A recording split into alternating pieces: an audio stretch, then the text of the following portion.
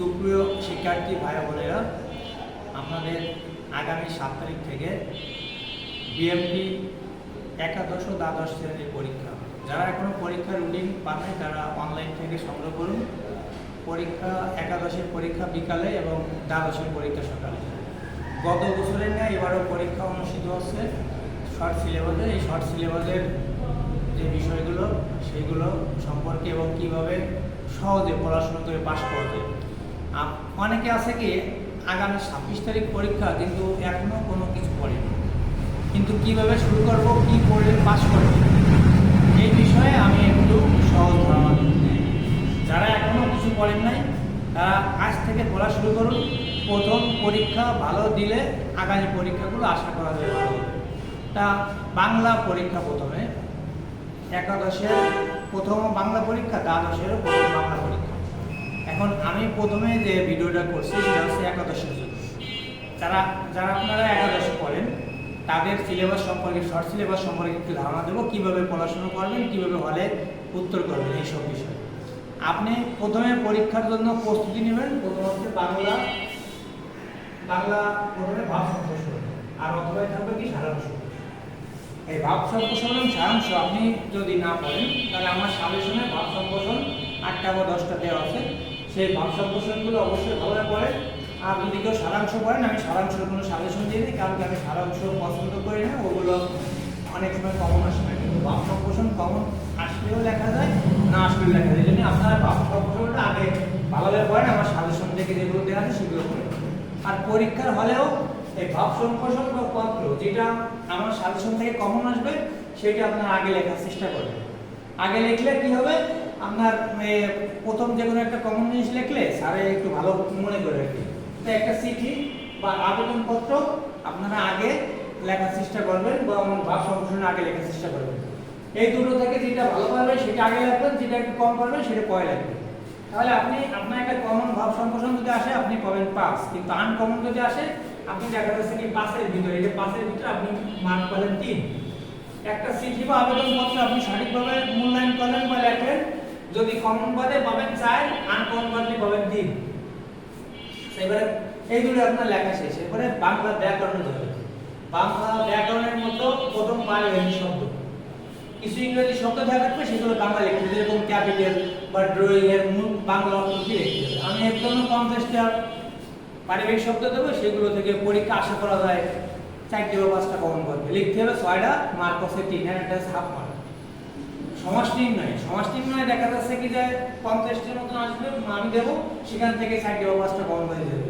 সমাস নির্ণয়ের জন্য আমি একটা ক্লাস অবশ্যই দেবো। সমাস নির্ণয় কিভাবে করতে হয়, এক জন্য 3-4টে ক্লাস করা লাগে, কিন্তু এক ক্লাসে মোটামুটি 4টে বা 5টা পারা যাবে, সেভাবে আমি একটা ক্লাস করাই দেবো। এটা উপসর্গ নির্ণয়, এটাও এই পারিভাষিক শব্দের মতন আগে শেখা লাগবে, বাক্যান্তর শেখা লাগবে। প্রশ্ন দেখা যাচ্ছে কি আমি এইগুলোই দুর্বল থাকলাম, সমাস নির্ণয়, উপসর্গ, বাক্যান্তর এইগুলোই দুর্বল থাকলাম, আমি প্রশ্ন করব। প্রশ্ন আমার সাজেশনে দেওয়া আছে 6টা বা 7টা। এই প্রশ্ন পড়লে ওই প্রশ্নগুলো রাখলাম, এখান থেকে 2টো আইটেম লিখলাম, 3টে প্রশ্ন লিখলাম, এই 2টো লিখলাম, 3টে প্রশ্ন লিখে পেলাম 6, আর 2টো আইটেম করে পেলাম 5। এই 6 + 5 = 11 বা 10 নরমালি পাওয়া যায়। এই 15-এর ভিতর 10 পাওয়া যায়। তাহলে মোট পেলাম কত? 16 মার্ক। এই মোট পাচ্ছি কয় মার্ক? এগুলো সঠিক হাতে লিখে আমি 25 ভিতর 16 মার্ক পেয়ে গেছি। আমার মোট পরীক্ষা হচ্ছে 60 মার্কের ভিতর পরীক্ষা, আমার করতে পাস। এখন আমি কিছু পড়ি না, আমি কিভাবে পাস করব? পাস করলেই কিন্তু 60 পেয়ে যাবে। তাহলে পাস করলে যদি 60 পেয়ে যায়, তাহলে এই যে 60-এর ভিতর আমি পেলাম কেবল 16। আচ্ছা, আমাদের হাতে কিন্তু 40 মার্ক থাকে কলেজের হাতে। 40-এর ভিতর সাধারণত 35, 36, 37, 38 এরকম নম্বর দিয়েছে আমাদের কলেজ থেকে, আমরা যেটা পাঠাই থাকি। তাই 38 নম্বর, এই যে নম্বরটা, এই নম্বরটা কিন্তু 60-এর ভিতর যদি কেউ পাস করে তাহলে তার নম্বরটা যোগ হবে। তা আমি পাইছি কত? 16। তাহলে 60-এর ভিতরে কত পালি পাস? 20 পালি পাস। 60-এর ভিতরে কত পালি পাস? 20 পালি। তাই পাইছি কত? 16 মার্ক পাইছি। তাহলে আমার 16 মার্ক যদি পাই, আমার পাস করতে লাগবে কয় মার্ক? 4 মার্ক। তাহলে 4 মার্ক পাতে গেলে পদ্মাংশ সেই যে 7টা সৃজনশীল লিখতে হবে। এই 7টা সৃজনশীল 35 মার্ক। আচ্ছা, এই 35 মার্কের সৃজনশীল আমার মনে করো যে এখানে সৃজনশীল পদ্মাংশ থেকে 4টি অধ্যায় শর্ট সিলেবাসে দেওয়া আছে, পদ্মাংশ থেকে 4টি অধ্যায় দেওয়া আছে, উপন্যাস থেকে একটা লাল শ্যালো দেওয়া আছে। ঠিক আছে, এখান থেকে মোট 5 5 10 আর 2 12টা আসে লিখতে কয়টা 60টা।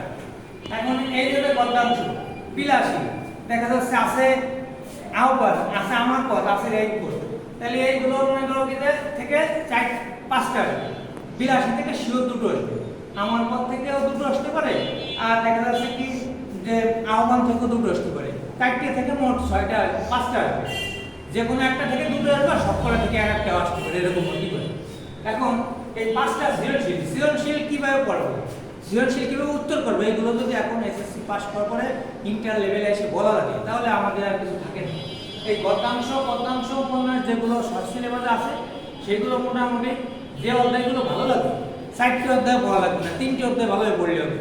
3টি অধ্যায় যদি ভালোভাবে পড়ি তাতে অনেক, আর যদি মনে করেন কি তাহলে আমি 3টি পড়বো না, আমি 2টে পড়বো। তাহলে প্রথম যেটা আছে যেরকম গদ্যাংশে আছে 82 শিওর দুটো আসবে, আর এই পদ্যাংশ শনাক্তরে এখান থেকে শিওর দুটো আসার সম্ভাবনা আছে। তাহলে এগুলো পড়লে এখান থেকে দুটো বাতলো আর নিচে যেটা পড়বো সেখান থেকে একটা বাতলো, পড়লে পড়ার মতন পড়তে হবে। ওই অধ্যায় থেকে যে প্রশ্ন আসুক সেই প্রশ্নই লাগবে। এই সৃজনশীল প্রশ্নটা ক নম্বর এবং খ নম্বরটা একটু সঠিকভাবে লেখার চেষ্টা করবে। ক নম্বরে যা আসবে সেটি যদি ভুল লেখে, যে একটা প্রশ্ন আসলো যে খুড়া কোন বংশ, খুড়া কোন বংশ 82 থেকে আসবে, তাহলে এই কোন বংশের যদি আমি না জানি আমি ক নম্বর ভুল লিখলে কি আমার সঠিক মার্ক দেবে? তাহলে আমার ক এবং খ একটু সঠিক লেখার চেষ্টা করবো, গ এবং ঘ বইতে যেভাবে উত্তর করা আছে আমরা ঠিক সেভাবে লেখার চেষ্টা করবো, বা উদ্দীপকের আলোকে একটু লেখায় বানায় লেখার চেষ্টা করবো। এখন এই সৃজনশীল উত্তরও অনেক সময় দেখে কি এখন স্টুডেন্ট আর একজনের খাতার দিয়ে দেখলে, এখন সৃজনশীল আসলে যা ইচ্ছে হয় তাই লেখা।